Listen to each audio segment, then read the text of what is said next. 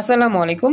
Quantum academic and admission প্ল্যাটফর্মের পক্ষ থেকে আমি মোহাম্মদ ইমরান স্যার এইচএসসি 2026 ব্যাচের স্পেশাল প্রোগ্রামে আজকে আমরা পদার্থবিজ্ঞান দ্বিতীয় পত্র নিয়ে জার্নি শুরু করতেছি ইনশাল্লাহ। আমাদের সামনে আর 10টি মাস সময় আছে। তো আমাদের 10টি মাস সময়ে চেষ্টা করতে হবে প্রতিটা সাবজেক্ট সুন্দরভাবে স্পেশাল সাজেশন মতো টপিকগুলো পড়ে যাওয়া এবং বেশি বেশি প্র্যাকটিসের মাধ্যমে আমাদের পুরো অধ্যায়টা কভার করা ইনশাল্লাহ।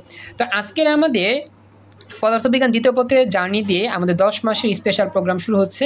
তো আমাদের প্রতিটা ক্লাসে চেষ্টা করব আমাদের মূল বইয়ের যেই টপিকগুলো বেশি ইম্পর্টেন্ট সেই টপিকগুলো থেকে যে প্রশ্নগুলো আসে বেশি সেগুলোই আলোচনা করব বেশি করে, এবং তোমাদের বেশি বেশি হোমওয়ার্ক থাকবে। তো হোমওয়ার্কের মাধ্যমে তোমরা অধ্যায়গুলো শেষ করার চেষ্টা করবে ইনশাল্লাহ। তো আজকের আমাদের তাপগতিবিদ্যা অধ্যায়ের স্পেশাল যে 10 মাসের প্রোগ্রাম, সেই 10 মাসের প্রোগ্রামের দ্বিতীয় পত্রের জার্নিতে আমরা আজকে ফার্স্ট ক্লাস করতেছি। তো আমাদের আজকে প্রথম লেকচারে আমরা মূলত আলোচনা করব আমাদের যেই টপিক থেকে প্রশ্ন সরাসরি পরীক্ষায় আসে। তো আমাদের তাপগতিবিদ্যার মধ্যে অনেক টাইপের অঙ্ক আছে, অনেক সূত্র রয়েছে, অনেক নিয়ম রয়েছে। তো আমরা চেষ্টা করব টপিক ওয়াইজ পড়ে যেতে এবং যাতে করে মোটামুটি সবগুলো নিয়মই টাচ করতে পারি এবং আমরা সৃজনশীল গুরুত্ব করতে পারি। তো আজকে ক্লাসের শুরুতে আমরা তাপগতিবিদ্যার সবচেয়ে চমৎকার যে টপিক তার নাম হচ্ছে তাপগতিবিদ্যার প্রথম সূত্র, এই টপিক থেকে আলোচনা শুরু করব। তো এখন তাপগতিবিদ্যার প্রথম সূত্রটা আমরা যদি বুঝতে চাই আমাদের এই অভ্যন্তরীণ শক্তি নিয়ে আলোচনা করতে হবে। আমি জাস্ট তোমাদেরকে এটা বুঝা দিই একটু শর্টভাবে, তোমরা একটু মনোযোগ দিয়ে শুনবা। প্রত্যেকটি বস্তুর ভেতর একটি শক্তি নিহিত বা লুকায়িত থাকে, আর এই শক্তিটাকে বলা হয় অভ্যন্তরীণ শক্তি। আর এই অভ্যন্তরীণ শক্তিকে ইউ দ্বারা প্রকাশ করা হয়। দেখবা মানুষের মধ্যে হঠাৎ করে অনেকটা রাগান্বিত হলে মানুষ অনেক কিছু করে ফেলবে, এরকম একটা ভাব তৈরি হয়। তো মানুষের মনের মধ্যে একটা জিদ থাকে, এই জিদটা হচ্ছে অভ্যন্তরীণ শক্তি। তো প্রত্যেকটা বস্তুর মধ্যে এরকম অভ্যন্তরীণ শক্তি থাকে যেটাকে আমরা ইউ দিয়ে প্রকাশ করি। আর এই অভ্যন্তরীণ শক্তি সবসময় জমা থাকে, প্রত্যেকটা বস্তুর মধ্যে অভ্যন্তরীণ শক্তি কি থাকে, জমা থাকে, যেটাকে আমরা ইউ দ্বারা প্রকাশ করি। এটা হচ্ছে অভ্যন্তরীণ শক্তির কথা। তো বুঝতে পারছো কিনা একটু আমাকে জানাও, একটু দ্রুত রেসপন্স করো। আমাদের যেহেতু ক্লাসগুলো অনেক লং টাইমের ক্লাস, তো আমাদের একটু রেসপন্স দ্রুত করতে হবে, আমাকে একটু জানো। আচ্ছা, এখন এই অভ্যন্তরীণ শক্তিকে আমরা ইউ দিয়ে প্রকাশ করি। আর আমাদের একটা সূত্র মনে রাখবা যে তাপমাত্রা আর অভ্যন্তরীণ শক্তির পরিবর্তনটা পরস্পর সমানুপাতিক। অর্থাৎ একটা জায়গার মধ্যে তাপমাত্রা বৃদ্ধি করলে অভ্যন্তরীণ শক্তি বাড়ে, তাপমাত্রা হ্রাস করলে অভ্যন্তরীণ শক্তি কমে যায়। এখন আমরা আসি তাপগতিবিদ্যার প্রথম সূত্রে। সূত্রটা মুখস্থ করব। যখন কোনো সিস্টেমে তাপশক্তি সরবরাহ করা হয় তখন সেই তাপশক্তির কিছু অংশ সিস্টেমের অভ্যন্তরীণ শক্তি বৃদ্ধিতে সহায়তা করে, আর বাকি অংশ সিস্টেম দ্বারা তার পরিবেশের উপর বাহ্যিক কাজ সম্পাদন করে। এটা হচ্ছে আমাদের তাপগতিবিদ্যার প্রথম সূত্র। আর ইসরাত জাহান জেনি যে জয়েন করছো, তুমি তো দেখতেছো, তুমি ভয়েসে রেসপন্স করতে সমস্যা হলে চ্যাট বক্সে বইলো। এখন তোমাদেরকে বলি তাপগতিবিদ্যার প্রথম সূত্রের সংজ্ঞাটা বোঝার জন্য আমাদেরকে একটু জাস্ট দেখতে হবে। এই হচ্ছে চিত্র। এখন তোমাদেরকে আমি একটু বুঝাই। মনে করো এখানে একটা মেশিন আছে বা যন্ত্র আছে যেটাকে আমরা বলি সিস্টেম। তাপগতিবিদ্যার মধ্যে যন্ত্রটাকে বলা হয় সিস্টেম দ্বারা। তো এই সিস্টেম আমাদের জন্য কাজ করবে। কি কাজ করবে? সাপোজ মনে করো এটা হচ্ছে একটা সাবমার্সিবল পাম্প। তো সাবমার্সিবল পাম্প কি করে? মাটির তলদেশ থেকে উপরের দিকে পানি উত্তোলন করে মাটি থেকে। তো এখন এই সাবমার্সিবল পাম্প যদি মাটি তলদেশ থেকে পানি উত্তোলন করতে চায়, অবশ্যই তাকে কি করতে হবে? শক্তি দিতে হবে, মানে বিদ্যুৎ দিয়ে চালাতে হবে। তো এটাকে বলা হয় শক্তি প্রয়োগ করা। তো মনে করো যে আমাদের একটা সিস্টেম আছে, সেই সিস্টেমের বাহির থেকে আমরা তাপ দিচ্ছি, সেই তাপের পরিমাণটা হচ্ছে 100 জুল। এই তাপ শক্তিটা আমরা এই সিস্টেম গ্রহণ করবে। তবে এই 100 জুল তাপমাত্রা গ্রহণ করে সম্পূর্ণ 100 জুল সে কাজ করবে না। এর মধ্যে কিছু পরিমাণ তাপশক্তি নিজের প্রয়োজনে খরচ করবে, আর বাকি যা থাকবে সেই শক্তিটাই আমাদের জন্য কাজ করে বের করবে। অর্থাৎ আমি তোমাদেরকে বোঝাতে চাচ্ছি যে একটা সিস্টেমে আমরা যতটুকু তাপশক্তি প্রয়োগ করব, সম্পূর্ণ তাপশক্তি কাজে রূপান্তরিত হয় না। সেই তাপশক্তির কিছু অংশ এই সিস্টেমের ভেতরের শক্তির মধ্যে কাজ করে, যার নাম অভ্যন্তরীণ শক্তি, আর বাকি অংশ আমাদের জন্য কাজ করে। যেমন 100 জুল তাপশক্তি দেওয়ার পরে 30 জুল তাপশক্তি সিস্টেমের অভ্যন্তরীণ তাপমাত্রার জন্য কাজ করছে বা অভ্যন্তরীণ শক্তির জন্য কাজ করছে, আর বাকি 70 জুল আমাদের জন্য কাজ করছে। এটা হচ্ছে তাপগতিবিদ্যার প্রথম সূত্রের চিত্র দিয়ে ব্যাখ্যা বোঝার নিয়ম। দেখো তো কথাটা বুঝতে পারলা কিনা? জি স্যার বুঝতে পারছি। বাকি এর কথা বলো, বাকিরা বুঝতে পারছো? রেসপন্স করো। আচ্ছা, তো এখন কথা হচ্ছে এটা আমরা মোটামুটি জানি যে 100 জুল তাপ দিলে সম্পূর্ণ 100 জুল কি হবে না, কাজ করবে না। 30 জুল বা কিছু অংশ কাজ করবে, বাকি অংশ কি করবে আমাদের জন্য, কিছু অংশ নিজের জন্য ব্যবহার করবে, বাকি অংশ কি করবে, কাজ করবে। তো এটাই বলছে আমাদের তাপ গতিবিদ্যার প্রথম সূত্রে, যে যখন কোনো সিস্টেমে তাপশক্তি সরবরাহ করা হয় সেই তাপশক্তির কিছু অংশ সিস্টেমের অভ্যন্তরীণ শক্তি বৃদ্ধি করতে সহায়তা করে, যেমন 30 জুল মনে করি, আর বাকি অংশ সিস্টেম দ্বারা পরিবেশের উপর কাজ সম্পন্ন হয়। এখন এইটা তো আমার ব্যাখ্যা, এই ব্যাখ্যা থেকে আমরা সূত্র মুখস্থ করব। তো আমরা যে পরিমাণ তাপশক্তি দিলাম এটাকে বলা হয় ডিকিউ। আমরা যে তাপশক্তি দিয়েছি এটাকে বলা হয় ডিকিউ, পরিমাণ তাপশক্তি প্রয়োগ করলাম। আদিবা জয়েন করছো, থ্যাংক ইউ সো মাচ। সৃষ্টি বুঝতে পারতেছো কি না তোমাকে জানাও। সৃষ্টি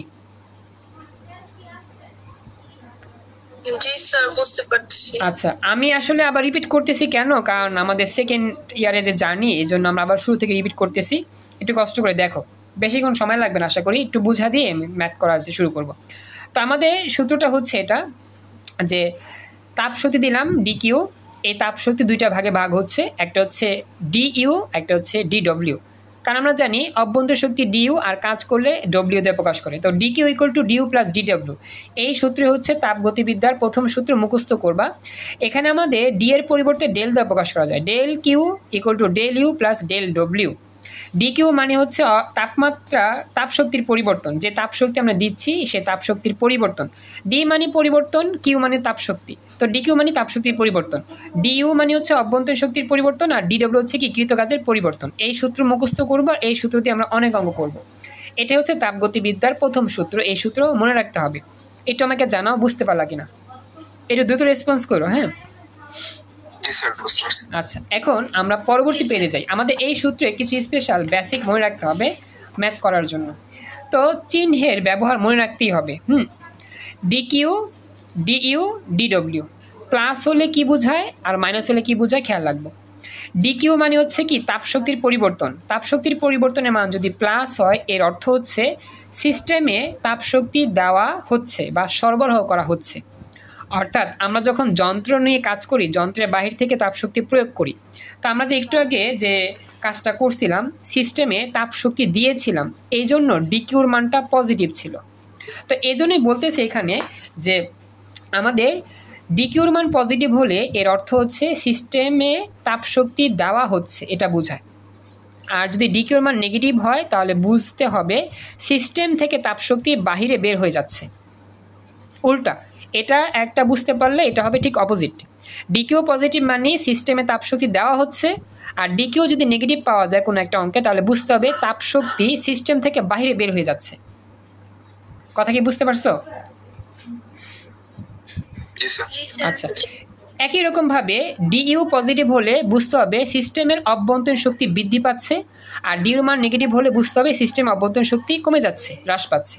এরপরে ডিডব্লিউ পজিটিভ হলে বুঝতে হবে সিস্টেম আমাদের জন্য কাজ করে, আর ডিডব্লিউ নেগেটিভ হলে বুঝতে হবে আমরা সিস্টেমের জন্য কাজ করি। এটা একটু বুঝো। ডিডব্লিউ পজিটিভ হওয়ার অর্থ সিস্টেম দ্বারা পরিবেশের উপর কাজ সম্পাদিত হয়, অথবা সিস্টেম পরিবেশের জন্য কাজ করে। সিস্টেম হচ্ছে সাবমার্সিবল পাম্প, পরিবেশ হচ্ছে আমরা। সাবমার্সিবল পাম্প কার জন্য কাজ করে? আমাদের জন্য, কারণ সাবমার্সিবল পাম্প দ্বারা আমরা পানি উত্তোলন করি। তো সাবমার্সিবল পাম্প মাটির তলদেশ থেকে আমাদের জন্য কাজ করে পানি উত্তোলন করলো, এই জন্য ডিডব্লিউ পজিটিভ। কথা বুঝছো? আর যদি এরকম হয় সাবমার্সিবল পাম্পটা নষ্ট হয়ে গেছে, তো নষ্ট সাবমার্সিবল পাম্প দিয়ে পানি উত্তোলন করা যায় না, তো আমরা কি করব? এখন সাবমার্সিবল পাম্পটাকে ঠিক করব। তো ঠিক করতে কি করতে হবে? টাকা পয়সা খরচ করতে হবে, মেকানিক দেখাইতে হবে। তো আমরা কিন্তু এখন সিস্টেমের উপর কাজ করতেছি। আগে কিন্তু সাবমার্সিবল পাম্প ঠিক ছিল, আমাদের জন্য সে কাজ করে পানি উঠাইছে মাটি থেকে, কিন্তু সাবমার্সিবল পাম্প যখন নষ্ট হয়ে গেছে তখন কিন্তু আমরা তাকে ঠিক করতেছি। তো আমরা যখন ঠিক করি তখন আমরা সিস্টেমের উপর কাজ করি। অর্থাৎ যখন ডিডব্লিউ নেগেটিভ হবে পরিবেশ দ্বারা সিস্টেমের উপর কাজ সম্পাদিত হয়, অথবা পরিবেশ সিস্টেমের উপর কাজ করে। অর্থাৎ আমরা যখন দেখি সাবমার্সিবল নষ্ট হয়ে গেছে আমরা সাবমার্সিবল ঠিক করি, এর অর্থ হচ্ছে আমরা পরিবেশ সিস্টেমের উপর কাজ করতেছি, এই জন্য ডিডব্লিউ নেগেটিভ। সংক্ষেপে বুঝতে পারছো এই পরিচয়গুলো একটু আমাকে জানাও। আচ্ছা, এখন আমাদের এই টপিকে এই আলোচনাগুলো কমপ্লিট। ইসরাত জাহান রেসপন্স করো, তোমার রেসপন্স আমি পাই না। হ্যাঁ, এখন আমরা চলে যাচ্ছি আমাদের পরবর্তী অংশে। আমাদের এখন শিখতে হবে 4টা প্রক্রিয়া। আমরা তো তাপগতিবিদ্যার সূত্রটা শিখছি, আমরা এখন 4টা প্রক্রিয়া মুখস্থ করব। এটা জাস্ট ফ্লো চার্ট দেখাচ্ছি, তোমরা জাস্ট একটু মুখস্থ করবা। প্রথম প্রক্রিয়ার নাম সমষ্ণ প্রক্রিয়া, 2 নাম্বারটার নাম সমচাপ প্রক্রিয়া, 3 নাম্বারটা সমায়তন, 4 নাম্বারটা রুদ্ধতাপীয়। এই 4টা প্রক্রিয়াতে অনেক সূত্র আছে, আর এই সূত্রগুলো দিয়ে আমাদের ম্যাথ করতে হয় প্রচুর। আমি আবার বলতেছি, তাপগতিবিদ্যার প্রথম সূত্র আলোচনা শেষ, আর পরিচয়গুলো শেষ করলাম। এখন আমরা প্রক্রিয়া যাব, সিস্টেমের প্রক্রিয়া। তো আমাদের এই তাপগতিবিদ্যা 4টা প্রক্রিয়া নিয়ে কাজ করা হয়: সমষ্ণ প্রক্রিয়া, সমচাপ প্রক্রিয়া, সমায়তন প্রক্রিয়া, রুদ্ধতাপীয় প্রক্রিয়া। এই 4টা প্রক্রিয়া থেকে অনেক প্রশ্ন আসে। তো এই 4টা প্রক্রিয়ার মূল কথা মনে রাখবা। সমষ্ণ প্রক্রিয়া এর অর্থ হচ্ছে যে প্রক্রিয়ায় তাপমাত্রার পরিবর্তন হয় না। সম উষ্ণ মানে তাপমাত্রার পরিবর্তন নাই, স্থির তাপমাত্রা। কথা বুঝো? সম মানে সমান, উষ্ণ মানে কি তাপমাত্রা, সমান তাপমাত্রা। তো যে প্রক্রিয়ায় তাপমাত্রার কোনো পরিবর্তন হয় না তার নাম সমষ্ণ প্রক্রিয়া। মনে থাকবে সবার? আর 2 নাম্বার সমচাপ প্রক্রিয়া। সমচাপ প্রক্রিয়া মানে যেই প্রক্রিয়ায় চাপের পরিমাণ সমান বা চাপের পরিবর্তন হয় না। তো যে প্রক্রিয়া চাপের পরিবর্তন হয় না তার নাম সমচাপ প্রক্রিয়া। আর সমায়তন মানে তো বুঝছো, যে প্রক্রিয়ায় আয়তন পরিবর্তন হয় না তার নাম কি? সমায়তন প্রক্রিয়া। এই 3টা বুঝতে পারছো? একটু রেসপন্স করো। ওকে, এরপরে হচ্ছে রুদ্ধতাপীয় প্রক্রিয়া। যে প্রক্রিয়ায় কি চেঞ্জ হবে না?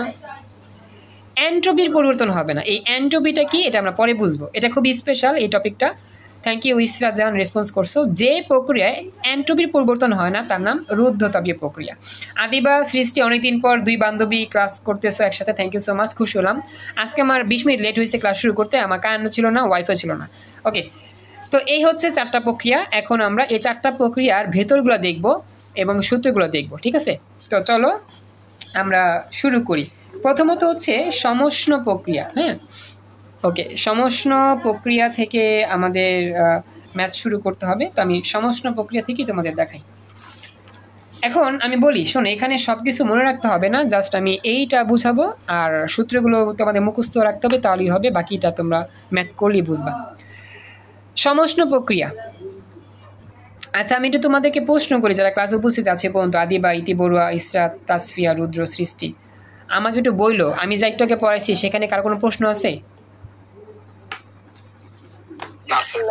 ওকে, তাহলে এখন তোমাদের বোঝাই। সমষ্ণ প্রক্রিয়ার জন্য তোমাকে জাস্ট এটা একটু মনে রাখতে হবে।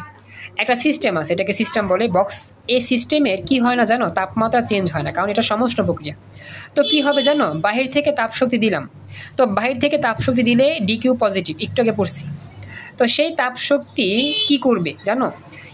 এই একটা সিস্টেম আছে, যেই সিস্টেমে আমাদের অভ্যন্তরীণ শক্তির কোনো কাজ নাই। যখন তাপমাত্রার মানটা চেঞ্জ হয় না, অর্থাৎ ডেলটি 0, তখন ডিইউ 0 হবে। কেন? ওই যে আমরা পড়ছিলাম না একটু আগে, যে তাপমাত্রার সাথে অভ্যন্তরীণ শক্তির সমানুপাতিক। তাপমাত্রাও বাড়লে অভ্যন্তরীণ শক্তি বাড়ে, তাপমাত্রা কমলে অভ্যন্তরীণ শক্তি কমে। এই জন্য যেহেতু এই সিস্টেমে তাপমাত্রার কোনো চেঞ্জ হয় না, তাপমাত্রার পরিবর্তন শূন্য, এই জন্য এই সিস্টেমের জন্য ডিইউর মানটা 0 হয়। কথা কি বুঝতে পারছো? তাহলে দেখো, যদি এইটাই ঘটে যে এই সিস্টেমে নিজের জন্য কিছু খরচ করবে না, আমরা যতটুকু তাপশক্তি দিব সবগুলো তাপশক্তি এই সিস্টেম কি করবে? পরিবেশের উপর কাজ করবে বা আমাদের জন্য কাজ করবে। তো সিস্টেম যেহেতু সম্পূর্ণ তাপশক্তি আমাদের জন্য কাজ করে, এই জন্য ডিডব্লিউ কী হবে? পজিটিভ। এটা মনে রাখবা। তাপমাত্রার পরিবর্তন 0, তাপমাত্রার পরিবর্তন নাই, এজন্য ডিইউ 0। এখন তাপগতিবিদ্যার প্রথম সূত্র জানি, D Q equal to DU plus D W. ডিইউর মানটা 0 বসাইলে আমরা পাই ডিডব্লিউ। তাহলে ডিকিউ ইকুয়াল টু ডিডব্লিউ, অর্থাৎ যতটুকু তাপশক্তি দিলা ততটুকু তাপশক্তি সে কী করবে? আমাদের জন্য কাজ করবে। 100 জুল দিলে 100 জুলই কাজ করবে, 200 জুল দিলে 200 জুল কাজ করবে। মানে যত জুল দিবা তত জুল কাজ করবে। এ হচ্ছে সিস্টেমটা। আর আমাদের ডিডব্লিউ একটা সূত্র হচ্ছে পিডিভি, মুখস্থ করবা, পিডিভি। এর অর্থ হচ্ছে সিস্টেমে সরবরাহিত তাপশক্তির সবটুকুই কাজে রূপান্তরিত হয়। এ হচ্ছে স্পেশাল 1 নম্বর সূত্র। দেখো, মনে থাকবে। এটা হচ্ছে চিত্র, এটা হচ্ছে 1 নম্বর সূত্র। DQ equal to DW, DW equal two PDB. বুঝছো এতটুকু? আচ্ছা, এখন দেখো ডিকিউ ইকুয়াল টু ডিডব্লিউ যে কথা, ডি ইকুয়াল টু পিডিবি একই কথা। তাহলে আমরা 2 নং সূত্র লিখতেছি D equal to PDB, D equal to PDB.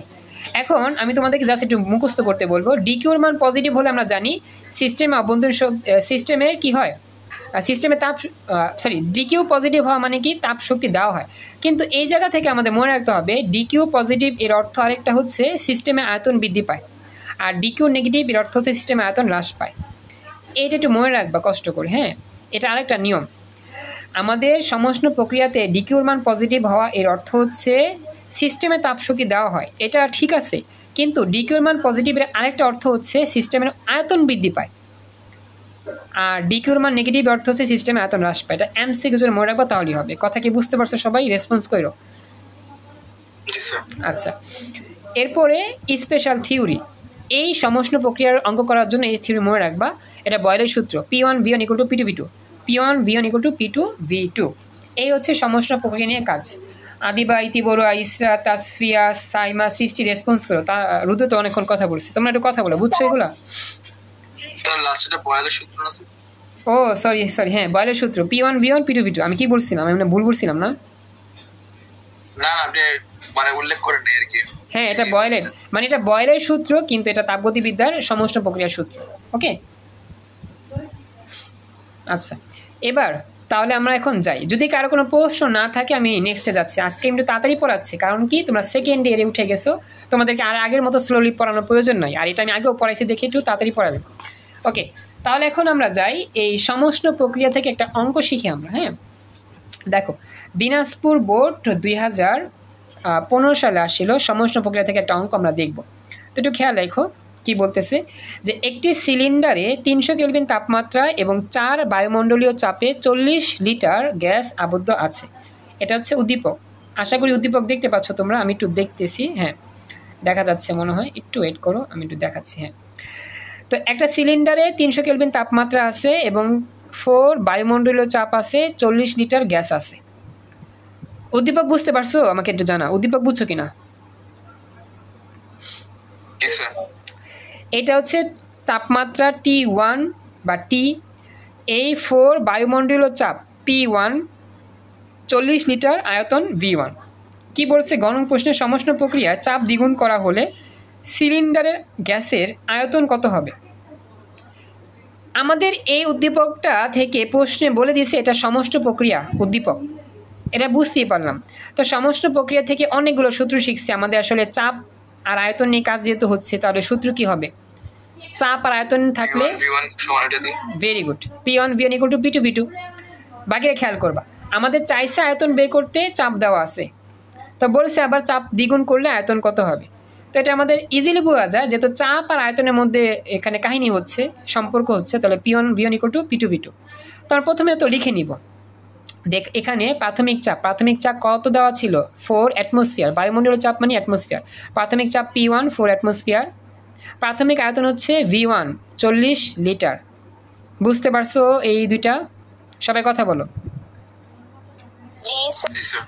প্রাথমিক গেল, এবার হচ্ছে পরবর্তী চাপ কত? P2। চাপ দ্বিগুণ করব, তাহলে P2 এটা হবে প্রথম চাপের দ্বিগুণ, তাহলে P1 ইন্টু 2, তো 2P1। P1 ছিল 4, 2 গুণ করলে 8, তাহলে P2 হচ্ছে 8 অ্যাটমসফিয়ার। আমাদের বের করতে হবে পরবর্তী আয়তন V2 কত। শেষ। এগুলো বুঝছো? একটু কথা বলো, রেসপন্স করো দ্রুত। আচ্ছা, এখন আমরা সূত্র লিখবো। আমরা জানি সমষ্ণ প্রক্রিয়ায় চাপ আয়তনের মধ্যে সম্পর্কের সূত্র P1 V1 equal to P2 V2। P2 V2 বাম পাশে, P1 V1 ডান পাশে। V2 বের করবো, P1 ছিল গুণ, ভাগ হয়ে গেল, মান বসা দিলাম, ক্যালকুলেশন করলাম, উত্তর হয়ে গেল 20 লিটার। এটাই হচ্ছে আমাদের সমষ্ণ প্রক্রিয়ার অঙ্ক। আয়তন, পরবর্তী আয়তন 20 লিটার। অঙ্ক বুঝছো? এটা বুঝছো পুরোপুরি? আচ্ছা, আমি তাড়াতাড়ি করতেছি কেন? এগুলো আগেও পড়াইছি এবং তোমরা সেকেন্ডে উঠে গেছো এই জন্য। আর আগে পড়াইছি যেহেতু দ্রুত করতেছি, আর আমি নতুন টপিক আস্তে আস্তে পড়াইতাম। ওকে, এটা শেষ, রিভিশন হয়ে গেল। এবার সমষ্ণ শেষ। এবার কোথায় যাবা? 2 নংয়ে। 2 নংয়ের নাম কি? সম আয়তন প্রক্রিয়া। তো সমায়তন প্রক্রিয়ায় কি চেঞ্জ হয় না? আয়তন চেঞ্জ হয় না। এবার একটু খেয়াল রাখো। সমায়তন প্রক্রিয়া সিস্টেম যে আছে সেই সিস্টেমে এখন একটা কথা বলি, অঙ্ক তো করালাম একটা, এরকম অঙ্ক কি আছে না আরও? বাকিগুলো তোমাদের বাড়ি কাজ। আমাদের এই ক্লাসগুলো হচ্ছে 10 মাসের স্পেশাল আমাদের সিলেবাস কমপ্লিট ক্লাস ইনশাল্লাহ। তো এত অঙ্ক তো করে দেওয়া সম্ভব না, একটা অঙ্ক করলে 100 অঙ্ক করতে পারবে ইনশাল্লাহ। তো সেই একটা অঙ্কই তোমাদের ভালো করে করা দিব, বাকিগুলো তোমাদের বাড়ি কাজ থাকবে, আমি বাড়ি কাজ দিব, তোমরা যতটুকু পারবা করবে ইনশাল্লাহ। তবে টপিকগুলো তোমাদের ভালো করে বুঝতে হবে, প্রতিটা টপিক আমি ভালো করে মনোযোগ দিয়ে বুঝাবো আস্তে আস্তে ইনশাল্লাহ। এবং একটা করে কমপক্ষে একটা অঙ্ক করবো, কমপক্ষে একটা হলে অঙ্ক করবো। এবং আমি চেষ্টা করব আমাদের একটা এক্সট্রা স্পেশাল প্র্যাকটিস ক্লাস নেওয়ার জন্য, কারণ আমাদের একটা অধ্যায়ের মধ্যে অনেক কঠিন অঙ্ক থাকবে, সেই অঙ্কগুলো আমাকে করতে হবে। তো সহজ অঙ্কগুলো তোমরা করতে পারবা, টপিক ওয়াইজ 1-2টা অঙ্ক করে দিলে বাকি 3-4টা অঙ্ক করতে পারবা। কিন্তু অনেক কঠিন অঙ্ক আছে সেগুলো পারবা না, সেগুলো আমি করে দিব। তো সেটা হচ্ছে আমাদের স্পেশাল প্র্যাকটিস ক্লাসের মধ্যে হবে। তো আমাদের প্রথমত টপিকগুলো সব ধরতে হবে, সবগুলো টপিক টাচ করতে পারলে একটা অধ্যায় মোটামুটি তোমরা ভালো করে পড়তে পারবা, নিজেরাই করতে পারবো পরীক্ষার জন্য। তো আমি এই জন্য আর কি প্রতিটা টপিক টাচ করার চেষ্টা করব, আর কিছু অঙ্ক করে দিব, আর বাকি অঙ্ক বাড়ি কাজ থাকবে, যেগুলো পারবো না সেগুলো আমরা প্র্যাকটিস ক্লাসে সব আলোচনা করবো। আমাদের পুরো সিলেবাস কমিটি ইনশাল্লাহ। আমাদের যে 26 ব্যাচ, সময় আছে 10 মাস। 10 মাসে আমাদের একটু টেকনিক্যালি চিন্তা করে বুদ্ধি দিয়ে টেকনিক ওয়াইজ কাজ করে সিলেবাস কমপ্লিট করতে হবে। তো চলো আমরা শুরু করি এবার। তো ওই যে বলতেছিলাম সমায়তন প্রক্রিয়া আয়তন চেঞ্জ হয় না। আচ্ছা, আয়তন চেঞ্জ হয় না মানে আয়তনটা স্থির থাকে। এখন এই জায়গার মধ্যে কি হবে জানো? আয়তন যদি চেঞ্জ না হয় তাহলে ডব্লিউর মানটা 0 হবে। কেন 0 হবে? কেন 0 হবে একটু পর বুঝবা। তাপ শক্তি দিয়েছি, এটা কিউর মান পজিটিভ, আর তাপ শক্তি দেওয়ার ফলে এই সিস্টেম আমাদের জন্য কখনো কাজ করবে না, মানে এখান থেকে কোনো কাজই হবে না। কেন হবে না? ডব্লিউর মানটা 0। কেন ডব্লিউ 0? আয়তনটা পরিবর্তন হয় না। ডব্লিউ না, হ্যাঁ ডব্লিউ 0, আয়তন পরিবর্তন হয় না। তো ডব্লিউটা 0 কেন হবে? আয়তন পরিবর্তন যদি না হয় তাহলে আমাদের ডব্লিউ 0 হওয়ার কারণটা কি, এটা আমরা সূত্র দিয়ে বের করতে পারবো। আমরা কিন্তু প্রথম যে সমষ্ণ প্রক্রিয়া শিখছিলাম ডব্লিউ ইকুয়াল টু পিডিভি, আমি তোমাদেরকে নিয়ে আসি। আমাদের সমষ্ণ যে প্রক্রিয়া ছিল সেই প্রক্রিয়ার মধ্যে সূত্র কি ছিল? W equal to PDV. এই যে ডিভি মানে কি? আয়তনের পরিবর্তন। আয়তন চেঞ্জ না হইলে আয়তনের পরিবর্তন কি হয়? হয় না। যেহেতু আমাদের আয়তন নো চেঞ্জ, এই প্রক্রিয়ায় আয়তন যেহেতু চেঞ্জ হয় না, এই জন্য আয়তনের পরিবর্তন 0। তো ডিভি এর মানটা 0 লিখলাম। কথা কি বুঝতে পারছো সবাই? কথা বলো, বাকিরা কথা বলো। আয়তনটা চেঞ্জ হয় না, এই জন্য আয়তনের পরিবর্তন 0। তো 0 দিয়ে পিরে গুণ করলে ফলাফল 0। তার মানে এই অবস্থাতে যতই তাপ শক্তি দাও এই সিস্টেম কখনোই আমাদের জন্য কাজ করবে না, কাজের মান 0 হবে। সবসময় এই সিস্টেম কি করবে জানো? যত দিবা তত খাবে। আমাদের এলাকার মধ্যে চেয়ারম্যান মেম্বার যাই হোক ম্যাক্সিমাম ক্ষেত্রে দেখা যায় কি যতই দাও ততই খায়, কাজ করে না, কাজ করেই না আর কি। যদিও এগুলো বলা ঠিক না, বোঝানোর জন্য বললাম। তো যতই দিবা ততই খাবে, এগুলো কাজ করবে না, এগুলো হুদাহুদি। তো এই সিস্টেমে যতই তাপ দাও কিছু লাভ নয়, আমার জন্য কাজ করবে না, সব নিজের জন্য খরচ করবে। তো এটা হচ্ছে বিষয়, খেয়াল রাখবা যে এই সমায়তন প্রক্রিয়া যতই তাপ শক্তি দাও কোনো কাজ হবে না, সে নিজের কাজে ব্যয় করবে। তো এখন আমরা যদি তাপগতিবিদ্যা প্রথম সূত্র থেকে অ্যাপ্লাই করি, Q equal to due plus W. তো ডব্লিউর মানটা যদি 0 বসাও তাহলে আমাদের সমীকরণটা কি আসবে? Q equal to dU. তো কিউ ইকুয়াল টু ডিইউ এর অর্থ হচ্ছে কি জানো? যতটুকু তাপ শক্তি দিছো সবটুকু তাপ শক্তি সিস্টেম তার নিজের কাজে ব্যয় করছে, অর্থাৎ সবটুকু তাপ শক্তি অভ্যন্তরীণ শক্তিতে রূপান্তরিত হয়েছে। এটাই হচ্ছে আমার এই স্পেশাল টপিকের সূত্রের ব্যাখ্যা। দেখো তো বুঝতে পারলা কিনা? কিউ ইকুয়াল টু ডিইউ হয়েছে কারণ ডব্লিউ 0 এই জন্য। বুঝছো এতটুকু? কথা বলো। আচ্ছা, তাহলে এটার অর্থ হচ্ছে যে আমাদের যতই তাপ শক্তি দিবা সবগুলোই সে নিজের কাজে ব্যয় করবে, আমাদের জন্য কিচ্ছু করবে না, স্বার্থপর। এই সমায়তনটা হচ্ছে স্বার্থপর, সে আমাদের জন্য কোনো কাজ করে না, সবসময় নিজের কাজেই ব্যস্ত হয় বা নিজের কাজেই সে করে সবসময়। এখন আমাদের আরও ইম্পর্টেন্ট এমসিকিউর জন্য কিউর মানটা যদি এখানে পজিটিভ হয় তাহলে ডিউ পজিটিভ হবে, কারণ সমানুপাতিক সম্পর্ক। কিউ নেগেটিভ হলে ডিউ নেগেটিভ হবে। আর এখানে ডিউ পজিটিভ মানে কি? ডিউ পজিটিভ মানে হচ্ছে সিস্টেমের তাপমাত্রা বৃদ্ধি পাবে।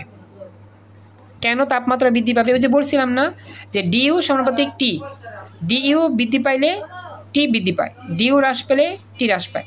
তার মানে ডিকিউ পজিটিভ হলে ডিউ পজিটিভ এখান থেকে, আর ডিউ পজিটিভ হলে তাপমাত্রা বৃদ্ধি পাবে, আর ডিউ নেগেটিভ হলে তাপমাত্রা হ্রাস পাবে। এই হচ্ছে বেসিক। দেখো বুঝতে পারলা কিনা এতটুকু?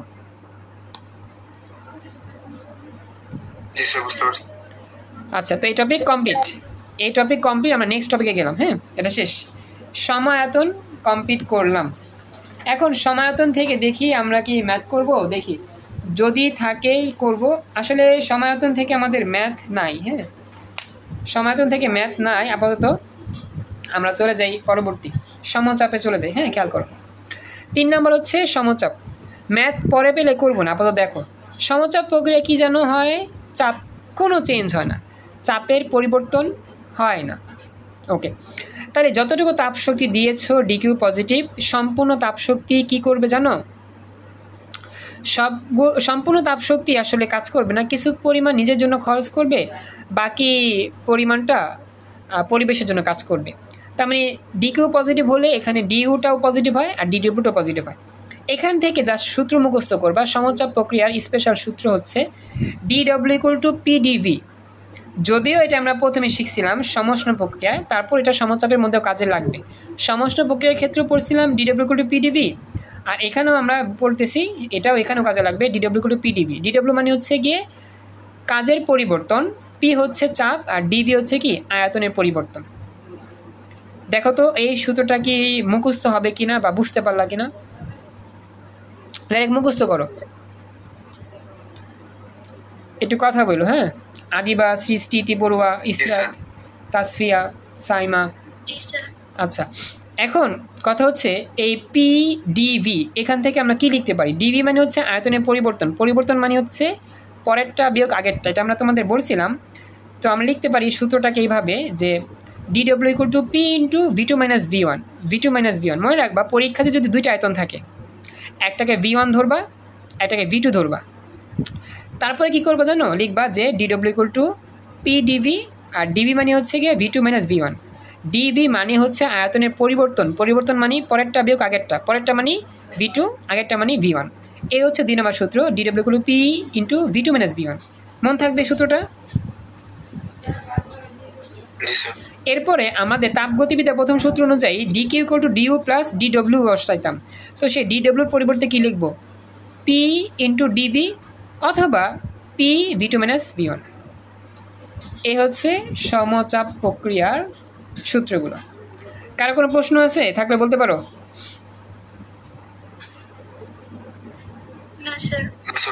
এরপরে 4 নাম্বার, 3 নাম্বার শেষ। আজকে আমরা এখন 4 নম্বরে আসতেছি, রুদ্ধতাপীয় প্রক্রিয়া যেখানে এন্ট্রপি স্থির থাকে। খুব ইম্পর্টেন্ট, খেয়াল রাখবা। সুপার স্পেশাল টপিক রুদ্ধতাপীয় প্রক্রিয়ায় যেখানে এন্ট্রপি নো চেঞ্জ। এন্ট্রপিকে এস দিয়ে প্রকাশ করা হয়, এস এর মান চেঞ্জ হয় না। এখানে কি ঘটবে? তাপ শক্তি দিয়েছো, ডিকিউর মান পজিটিভ, এখানেও ডিউর মান পজিটিভ হয়, আবর্তন শক্তি বৃদ্ধি পায়, এখানেও সিস্টেম পরিবেশের উপর কাজ করে, ডিউ পজিটিভ হয়। এখন আমি তোমাদেরকে আরেকটু সামনে একটু খেয়াল করতে বলি, একটু খেয়াল করো। এখানে আমাদের বলতেছে যে যে প্রক্রিয়ায় সিস্টেম থেকে তাপশক্তি বাহিরে যায় না অথবা বাহির থেকে কোনো তাপশক্তি সিস্টেমে আসে না, তাকে রুদ্ধতাপীয় প্রক্রিয়া বলে। এখন তোমাদের কাছে আসলে এই রুদ্ধতাপীয় প্রক্রিয়াটা নিয়ে অনেক চিন্তা যে আসলে এটা কী জিনিস। একটা সিস্টেম আছে, এই সিস্টেমটা এমনভাবে তৈরি করা হয়েছে ওই সিস্টেমের বাহির থেকে কোনো শক্তি ভেতরে যায় না, তাপ শক্তি আর কি, আর ভেতর থেকে কোনো তাপ শক্তি বাহিরেও বের হতে পারে না, এটা সম্পূর্ণটা আইসোলেটেড। তো যে প্রক্রিয়ায় সিস্টেম থেকে তাপশক্তি বাহিরে বের হইতে পারে না অথবা বাহির থেকে কোনো তাপশক্তি ভেতরেও যেতে পারে না, ওই সিস্টেমটাকেই বলা হয় রুদ্ধতাপীয় প্রক্রিয়ার সিস্টেম। কথা কি বুঝতে পারছো? মনে থাকবে এই লাইনটা? আচ্ছা, তো সবাইকে বলতেছি এই বিষয়গুলো খেয়াল রাখবে। হ্যাঁ, রুদ্ধতাপীয় প্রক্রিয়া হচ্ছে যেই প্রক্রিয়াতে সিস্টেমের মধ্যেও তাপশক্তি যায় না, সিস্টেম থেকেও তাপশক্তি বাইরে আসে না। এখন আমাদের এইখান থেকে স্পেশাল সূত্রটা মনে রাখতে হবে। সূত্রটা কি? এন্ট্রপির পরিবর্তনের সূত্র, সেটা হচ্ছে DS equal to DQ by T. মুখস্থ করবা, DS equal to DQ by T, DS equal to DQ by T. DS মানে হচ্ছে এন্ট্রপির পরিবর্তন, ডিকিউ মানে হচ্ছে তাপশক্তির পরিবর্তন, আর টি মানে হচ্ছে তাপমাত্রা কেলভিন এককে। এখন এখানে একটা বিষয় খেয়াল রাখবা, যেহেতু আমাদের এখানে entropy no change, entropy no change মানে এন্ট্রপি পরিবর্তন শূন্য, এন্ট্রপি পরিবর্তন শূন্য মানে ডিএস শূন্য। কথা কি বুঝছো? এন্ট্রপি পরিবর্তন শূন্য, কারণ এন্ট্রপি নো চেঞ্জ এই প্রক্রিয়াতে, তাহলে এই মানটা জিরো, ডিএসটা জিরো হবে। তাহলে ডিএসটা জিরো হলে dQ by T, very good, dQ by T zero হবে। আর ডিকিউ বাই টি জিরো হওয়া মানে হচ্ছে গিয়ে টি এর মানটা জিরো হবে, সেই টি এর মানটা গুণ করে দিলাম, তাহলে ডিকিউর মান জিরো হবে। তাহলে কি হবে? ডিকিউর মানটা জিরো হবে। আচ্ছা, এখন তোমাদেরকে একটু বুঝায় বলি, একটু খেয়াল করো, একটু আমি ফোকাস জুম কোডটা ঠিক করতেছি, একটু ওয়েট। এবার দেখো, এইখান থেকে আমরা রুদ্ধদ্রব্য প্রক্রিয়ার সংজ্ঞা মুখস্থ করব এবং এন্ট্রপি সূত্র মুখস্থ করে এন্ট্রপি মান যেহেতু শূন্য হয় পরিবর্তনটা, এই জন্য আমরা পাইছি ডিকিউটা শূন্য। তো এই রুদ্ধদ্রব্য প্রক্রিয়ায় ডিকিউটা যদি শূন্য হয় কখনো, এর অর্থ হচ্ছে সিস্টেম থেকে তাপশক্তি বাহিরে যায় না এবং বাহির থেকে তাপশক্তিও ভেতরে প্রবেশ করে না। এটাই ডিকিউ শূন্য অর্থই হচ্ছে এটা, যে এই রুদ্ধদ্রব্য প্রক্রিয়ার মধ্যে ডিকিউর তেমন কোনো প্রভাবই নাই, কারণ তাপশক্তি যায়ও না আসেও না, এটাই আর কি। তো এই হচ্ছে সিস্টেম। তো এগুলো কিছুই তেমন মনে রাখতে হবে না, যা সূত্র মুখস্থ করবা আর রুদ্ধদ্রব্য প্রক্রিয়া কাকে বলে মুখস্থ করবা, ম্যাথ করার সময় আমরা পরবর্তী স্টেপ খেয়াল করব। এতটুকু বুঝতে পারছো কি? তোমাকে জানাও। এরপরে নেক্সট পরবর্তী পেজে আমরা যাচ্ছি, এখানে কিছু সূত্র খেয়াল রাখবো। DQ equal to due plus DW, তাপগতিবিদ্যার প্রথম সূত্র। DQ equal to due plus PDV, এটা আমরা জানি। যেহেতু আমাদের ডিকিউর মানটা শূন্য এই অঙ্কের জন্য, রুদ্ধদ্রব্য অঙ্কের জন্য, তাহলে ডিকিউ যদি শূন্য বসাও তাহলে আসবে কি DU plus PDB equal to শূন্য। এর অর্থ হচ্ছে ডিইউ পজিটিভ হলে ডিবি হবে নেগেটিভ। কেন? কারণ কি জানো, ডিইউটা বাম পাশে রাখবা, এই পিডিবি ডান পাশে নিবা, তাহলে কি হবে? মাইনাস হবে না? খেয়াল রাখো, ডিইউ বাম পাশে থাকবে, পিডিবি ডান পাশে থাকবে, তাহলে এটা প্লাস হলে এটা মাইনাস হবে, আর এটা মাইনাস হলে এটা প্লাস হবে। বুঝছো কথা? আচ্ছা, তো ডিইউটা পজিটিভ যদি হয় তাহলে ডিবি হবে কি নেগেটিভ। এর অর্থ কি জানো? ডিইউটা পজিটিভ, এর অর্থ হচ্ছে সিস্টেমের অভ্যন্তরীণ শক্তি বৃদ্ধি পায়, আর ডিবি নেগেটিভ এর অর্থ হচ্ছে সিস্টেমের আয়তন কমে যায়। যদি সিস্টেমের অভ্যন্তরীণ শক্তি বৃদ্ধি পায় তাহলে সিস্টেমের আয়তন কমে যাবে, আর যদি সিস্টেমের অভ্যন্তরীণ শক্তি হ্রাস পায় তাহলে সিস্টেমের আয়তন বৃদ্ধি পাবে। কারণ কি, ডিইউ পজিটিভ হলে ডিবি নেগেটিভ, আর ডিইউ নেগেটিভ হলে ডিবি পজিটিভ। তো পজিটিভ, ডিইউ পজিটিভ মানে অভ্যন্তরীণ শক্তি বৃদ্ধি পাবে, আর অভ্যন্তরীণ শক্তি বৃদ্ধি পেলে ডিবি নেগেটিভ মানে আয়তন কমে যাবে সিস্টেমের, আর ডিইউ নেগেটিভ মানে হচ্ছে অভ্যন্তরীণ শক্তি কমে যাবে, আর ডিবি প্লাস মানে অভ্যন্তরীণ আয়তন বৃদ্ধি পাবে। শেষ। বুঝছো সিস্টেমটা? বুঝছো কিনা একটু আমাকে জানাও, এমসিকিউ জন্য মনে রাখতে হবে। আচ্ছা, এরপরে DQ equal DU plus DW, DQ তো জিরো লিখলাম আমরা একটু আগে, তো DU plus DW equal zero, এটা বুঝছি আমরা। তো ওই যে আমি এটা আর কি এটা লিখছি যে ডিইউটা পজিটিভ হলে ডিডব্লিউ নেগেটিভ, আর ডিডব্লিউ পজিটিভ হলে ডিইউ নেগেটিভ। শেষ। এখান থেকে জাস্ট এমসিকিউ মনে রাখবা এই দুইটা ফর্ম, আর এগুলো তেমন মনে রাখতে হবে না, তাহলেই হবে। এ হচ্ছে আমাদের এই রুদ্ধ তাপীয় প্রক্রিয়ার স্পেশাল অংশ। আমাকে একটু জানাইও, যা আলোচনা করছি, বকবক করছি, আদিবা, ইতি পড়ুয়া, ইসরাত, তাসফিয়া, সাইমা, সৃষ্টি, রুদ্র, সবাই বুঝছো? কার কোনো প্রশ্ন আছে এখানে? এখন কথা হচ্ছে আজকের ক্লাসে কিন্তু অনেকগুলো সূত্র দেখাইলাম, অনেকগুলো টপিক পড়ালাম। এখন কথা হচ্ছে এগুলো সব তোমাদের বাসায় লিখতে হবে, ঠিক আছে? তো এখন আজকে আমাদের এই ক্লাসের সময় আছে, এই লিঙ্কের সময় আছে 2 মিনিট। তো দেখি আমরা এই 2 মিনিটের মধ্যে কি কি আর করতে পারি। আচ্ছা হ্যাঁ, এই 2 মিনিটের মধ্যে আমরা রুদ্ধতাপীয় প্রক্রিয়ার স্পেশাল কিছু সূত্র পড়ে ফেলতে পারবো, ঠিক আছে? তো আমি এই 2 মিনিটের মধ্যে এগুলো পড়ে ফেলি, মুখস্থ করবা। রুদ্ধতাপীয় প্রক্রিয়াতে অঙ্ক করতে হলে এই 3টা সূত্র মুখস্থ করতে হবে। সবাইকে বলতেছি, খেয়াল রাখবা। রুদ্ধতাপীয় প্রক্রিয়া দিয়ে শুধু 3টা সূত্র কাজে লাগবে সবসময়। প্রথম সূত্র P1 V1 gamma equal two P2 V2 gamma, মুখস্থ করবা। P1 V1 gamma equal two P2 V2 gamma. চাপ আর আয়তনের মধ্যে সম্পর্কের সূত্র। 2 number T1 V1 gamma minus 1 T2 V2 gamma minus 1, তাপমাত্রা আয়তনের সম্পর্কের সূত্র। T1 B1 gamma minus 1 T2 V2 gamma minus 1 তাপমাত্রা আয়তনের সম্পর্কে সূত্র। 3 নম্বর লাস্টে T1 P1 1 minus gamma by gamma. খেয়াল রাখবা, আগে ছিল গামা মাইনাস 1, এখন হচ্ছে 1 মাইনাস গামা, এটা ভুল করা যাবে না। T1 P1 1 minus gamma by gamma equal to T2 P2 1 minus gamma by gamma. এটা হচ্ছে তাপমাত্রা চাপের সম্পর্কে সূত্র। এই তিনটা সূত্র ম্যাক্সিমাম অঙ্কে প্রচুর প্রচুর প্রচুর আসে, অনেক বেশি আসে। ভাইরাল তিনটা সূত্র, ভাইরাল টপিক। রুদ্ধ তাপীয় প্রক্রিয়াতে এই তিনটা সূত্র দিয়ে প্রচুর অঙ্ক আসে, গতে আসে বেশিরভাগ। আর এই তিনটা সূত্র বেশিরভাগ ইউজ করে ম্যাথ করতে হবে। সূত্রগুলো আজকে মুখস্থ করে যাও, নেক্সট ক্লাসে আমরা ম্যাথ শুরু করবো ইনশাল্লাহ। সবাইকে বুঝছো যা বলছি? মন থাকবে? এখন পরিচয়। P1 মানে প্রাথমিক চাপ, V1 মানে প্রাথমিক আয়তন, T1 মানে প্রাথমিক তাপমাত্রা, আর 2 মানে পরবর্তী, P2 মানে পরবর্তী চাপ, V2 মানে পরবর্তী আয়তন, T2 মানে পরবর্তী তাপমাত্রা। শেষ। এখন গামার মানগুলো একটু মুখস্থ করি, আজকের মতো আমরা ক্লাস শেষ করতেছি। গামা হচ্ছে তোমার গ্যাসের মোলার আপেক্ষিক তাপদ্বয়ের অনুপাত। এটা হচ্ছে একটা জাস্ট ধ্রুবক রাশি, এটার মানটা ফিক্স থাকে 3 রকম গ্যাসের জন্য। পরীক্ষাতে যদি এক পারমাণবিক গ্যাস দিয়ে অঙ্ক দেয়, তাহলে এক পারমাণবিক গ্যাসের জন্য গামার মানটা ব্যবহার করবা সবসময় 1.67। পরীক্ষা যদি দ্বিপারমাণবিক গ্যাস থেকে প্রশ্ন করে, তাহলে দ্বিপারমাণবিক গ্যাসের জন্য গামার মান ব্যবহার করবা 1.40। আর পরীক্ষা যদি বহু পারমাণবিক গ্যাস দিয়ে অঙ্ক দেয়, তাহলে বহু পারমাণবিক গ্যাসের জন্য এই সূত্রের মধ্যেই সব থাকবে ঠিক, শুধু গামা হবে 1.33। এই হচ্ছে গামার স্পেশাল 3টা নিয়ম বা 3টা মান। এইগুলো মুখস্থ রাখবা, এগুলো পরীক্ষার সময় দেওয়া থাকতেও পারে, ম্যাক্সিমাম ক্ষেত্রে দেওয়া থাকে না, মুখস্থ রাখতে হয়। সূত্র 3টা সবসময় সেম থাকবে প্রতিটা অঙ্কে, কিন্তু গামার মানটা চেঞ্জ হবে তোমার ওই গ্যাসের পরমাণুর ভিত্তিতে। এই হচ্ছে আমাদের আজকের ক্লাসের সর্বশেষ টপিকের আলোচনা। একটু আমাকে জানাও সম্পূর্ণ ক্লাস ভালো করে বুঝতে পারলা কিনা। আল্লাহ হাফেজ।